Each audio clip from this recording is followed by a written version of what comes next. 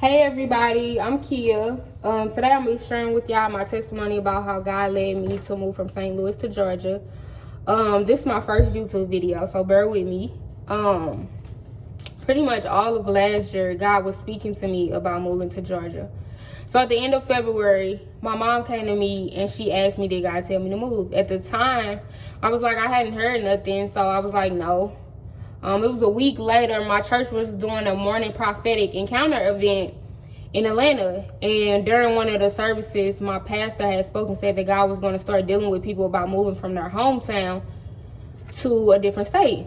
And when he spoke it, I'm like, oh, that's not for me. So I was like, okay, whatever.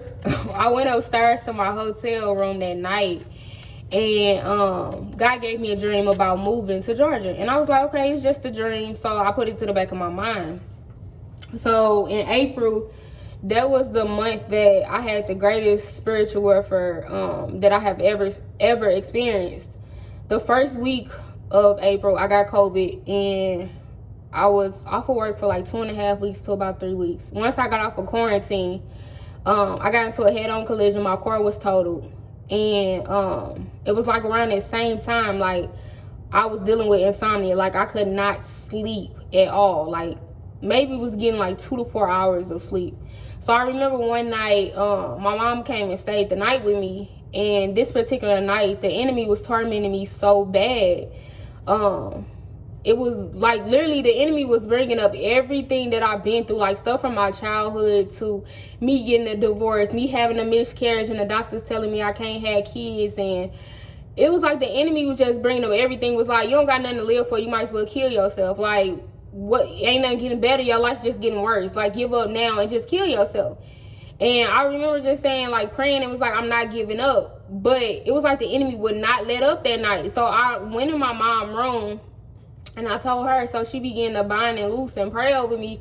And by the time she got done praying, she was like, here, God told me to tell you that your breakthrough is in Georgia. And I remember it was like, I don't want to go. I just remember just sitting there thinking, like, I do not want to go. So I left it alone. It was in May, God spoke to me and told me that he was taking me to Goshen. And God told me to read up on Goshen. So I read up on Goshen. Goshen was the land of plenty and comfort. The place that Joseph and his family went to during the famine in Egypt. And so God told me to go to Genesis 46. So I'm going to read what God had led me to read. Genesis 46. I'm starting at verse 2, and I'm in the NLT translation. So it says, during the night, God spoke to him in a vision. Jacob, Jacob, he called. Here I am, Jacob replied. I am God, the God of your father, the voice said. Do not be afraid to go down to Egypt, for there I will make your family into a great nation. I will go with you down to Egypt, and I will bring you back again. So we know that the word of God is life and spirit. It's spirit and life to us. So it literally should speak to us and encourage us and uplift us. So at that time, God had told me to replace Jacob's name with my name and to reread it. So when I read it this time, it was like God was saying, here, do not be afraid to go down to Georgia. For there, I will make your family into a great nation, and I will go with you down to Georgia. And I remember it was like, okay, God, okay, I could do this. But then I was like, I don't want to, though. I just remember being so stubborn. It was like, Lord, we could talk about anything else except me moving to Georgia. And that's literally how I left it. I was like, I don't want to do this. And in June, God had gave me a vision about me serving in the church. And I'm just like, okay, I'm going to be serving in the church. I guess that's what he want me to do when I moved down to Atlanta. My pastor had already moved to Atlanta in April to plant a church. So I'm just like, okay, I'm going to be serving in the church. I served in the church back here. So I'm like, okay, I'll be cool. At this same time, God had told me that I would be moving to Noonan. So I'm like, okay, God then gave me a city. So I was like, let me go ahead and start telling my family. So I remember my mama already knew, but I was telling her, I was like, yeah, God told me Noonan or whatever. And she was like, okay, well, you need to be obedient and do what God told you. I told some more of my family members, and they was like, you really finna move? why would God have you to take you somewhere where you gonna fail? And I was like, I'm not gonna fail. I was like, I got faith to believe God that this is where if this where God wanted me to go, then he's gonna provide for me.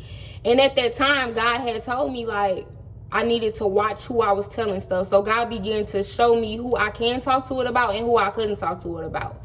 And I would really say, if God tells you to do anything, pray and ask God who to tell what God told you to do to, because people will literally speak against it, and it will begin to set up unbelief and discouragement in your mind. And you don't need none of that when you just trying to be obedient and follow God. A lot of people not gonna understand what God tells you to do. So just follow God as he leads you to share with other people. So in July, God had spoke to me and told me that I could not move into a house because I was praying. I was like, I don't want to stay in an apartment no more. I want to move into a house. And God told me no, that I had to move into an apartment because a house was for later on. And he told me that I should begin to look for apartments in Noonan. So I remember looking at apartments, and all the prices was like $1,500 to $1,600, and I'm like, Lord, who got money for this? Cause I don't. Like, I'm not finna play all this. I was like, and then you said I can't move into a house. This mortgage, like, nah. And I remember looking at it, and I was like, I literally just shut my computer and was like, I got a headache. I was like, I don't want to deal with this. Then God spoke to me and said, well, don't get another place in St. Louis because you're still moving to Georgia. So I'm like, okay. The next month is August. My lease was up at the end of the month. So I went to go tell my manager. I'm like, I'm thinking about moving to Georgia. Can you try to see if you can get me on at a job in Georgia, born in Georgia? And he was like, I'll see what I can do. But he ended up coming back and was like, it wouldn't be no way for me to get a job down there because they didn't have any openings. So I was like, okay, well, I'm just gonna move down there without a job and without a place. And by the end of the month, God had spoke to me like right before my lease was about to end and said, it's not time for you to move. I'll let you know when it's time, because you need to be ready to go down there to feed my people. And I'm like, okay, God just revealed my assignment. Like, he revealed why I was moving. So I'm like, okay, even more now. I'm like, Lord, I don't want to go. I'm like, no, I'm cool with just sitting in the church and learning. Like, I don't need to do all that. I'm like, even more. I'm just like, nope, I don't want to go. I remember in October, I went to a boot camp to help me Army boot camp, and this lady prayed for me. And the first thing she said was, you will do what God told you to do. Don't listen to nobody else. And she just kept repeating in my ear, submit to God, submit to God, submit to God. And it was like, during this deliverance session, I really felt that spirit of rebelliousness, the hardening of heart, and that stubbornness was just being lifted off of me. And when I got done, I was like, I felt so much free. I'm like, okay, God. I'm ready to listen. By this time, I was ready to listen, and I'm just like, okay, God. That end of October, my pastor was preaching a message saying about giving God a yes. And I remember being back at home in St. Louis in my living room, worshiping God, praising God. And God said, Kia, your yes to me is you moving to Georgia. So I'm like, okay. When I heard God spoke this, it was like something came over me, and I felt like if I didn't move to Georgia, that I was going to die spiritually. So I was like, in my mind, I'm like, I got to do this. I'm like, I got to do this. I can't stay here. I have to do this. And then God spoke to me and said, you staying in St. Louis is suffocating your gift, and you cannot grow how I want you to grow in St. Louis. You cannot stay there. So he made it clear to me. And at this point, I'm like, okay, so in my mind, I was just like, whether I'm afraid, whether I don't want to do it, I have to do this, because I'm like, I didn't been through too much.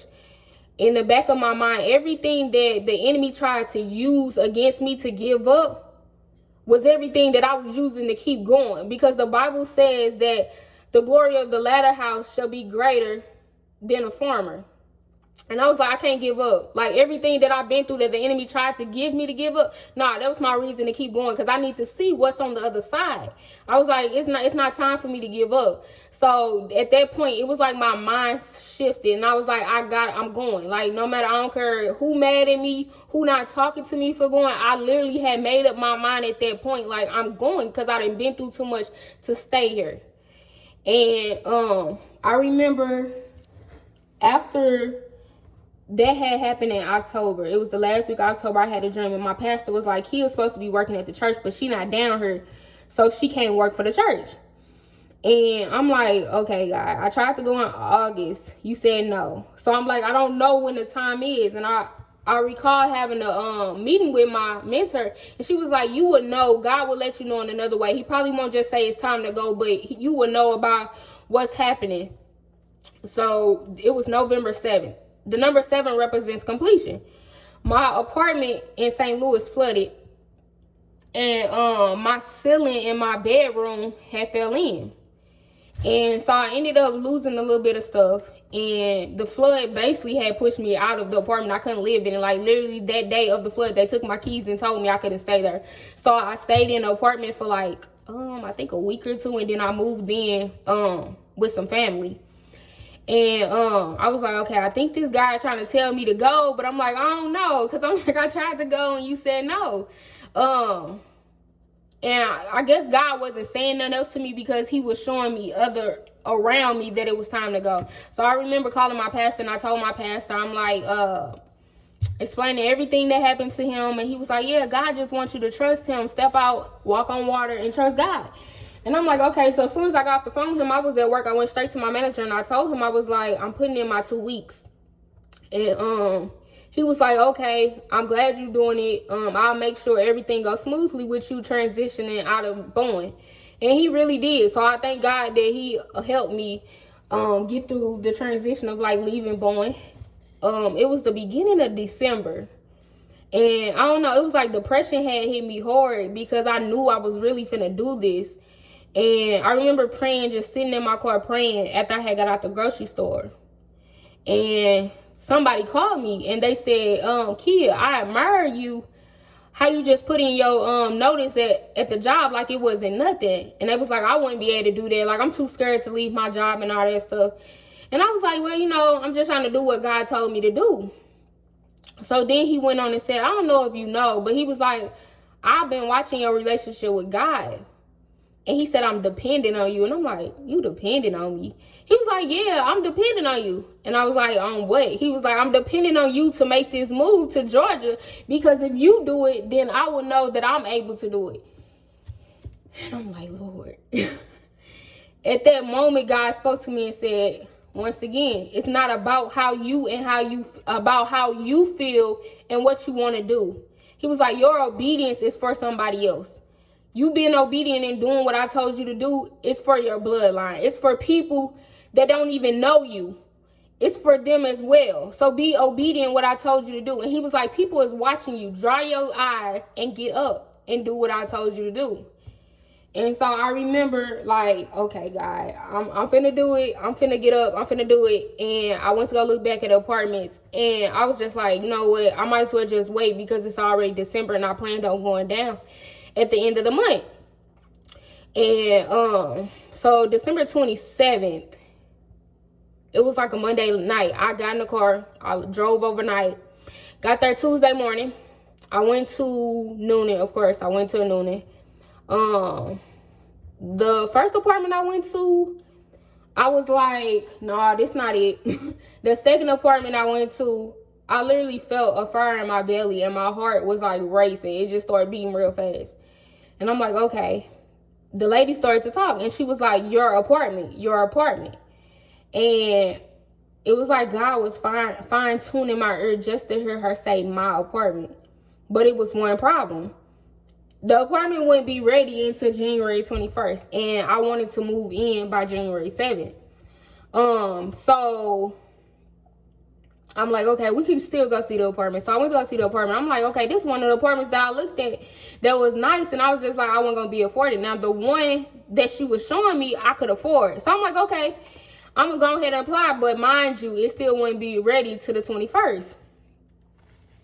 By the time it got like down to the end of the day, I'm like, let me go ahead and apply. I think it was like 3 o'clock. I was like, let me go ahead and apply. I get on the website and it says the apartment is gone. The one that's ready on the 21st. So I called the lady. I'm like, I can't find the apartment online. What happened? She was like, well, somebody already put in a deposit on the apartment and been approved. So she was like, it's gone. She was like, but I do have another apartment that's available within 2 days.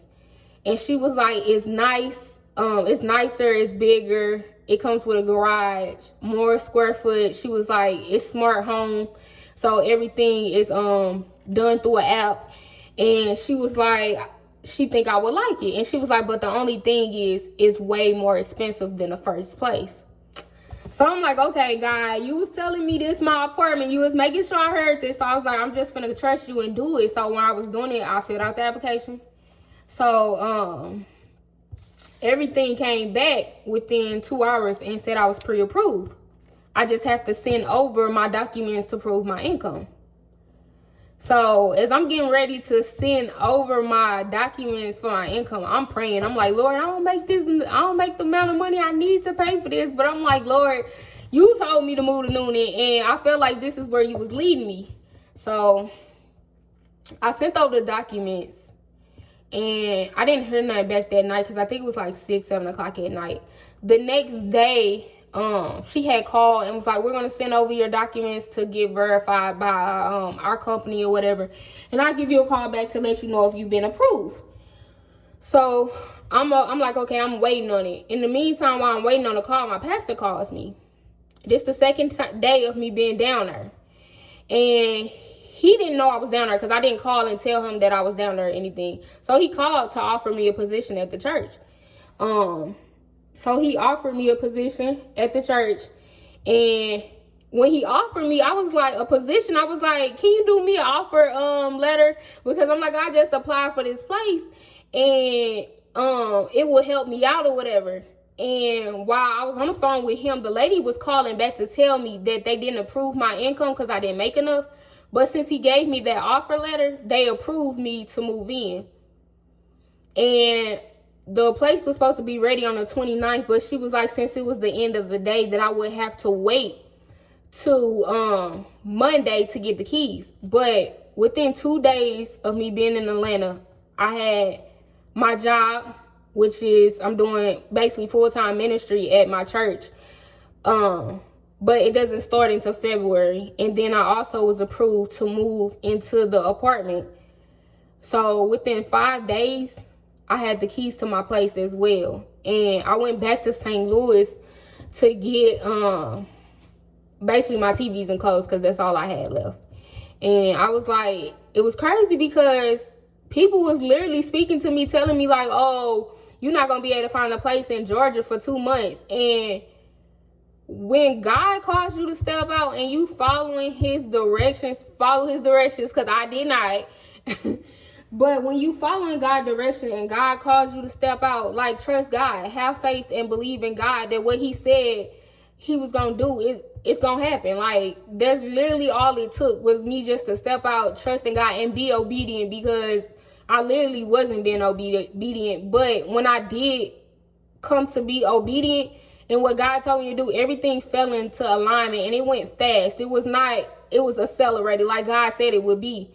And I would literally say, if you in this predicament of God telling you just to move out, trust him and go to a different state or start a business or whatever it is, write a book, whatever it is, trust God, because God will not fail you. And if you're scared and fearful, fear, it's a natural feeling. Just don't let it overtake you, because God has not given you the spirit of fear, but a power, love, and a sound mind. And God will be with you the whole way. He said that he will never leave you nor forsake you. And I can honestly say, it's a couple of days before me being here, a month, but it's been so much peace. Like, and I know that, like God said, I'm going to do some great things through the grace of God. And I'm just going to stand and trust and believe in God. And I'm gonna come back and tell y'all my update after my 1 month, because this whole month I haven't worked, but God has definitely made a way. So I thank you all for watching my video, and I just pray that it bless you. Bye bye.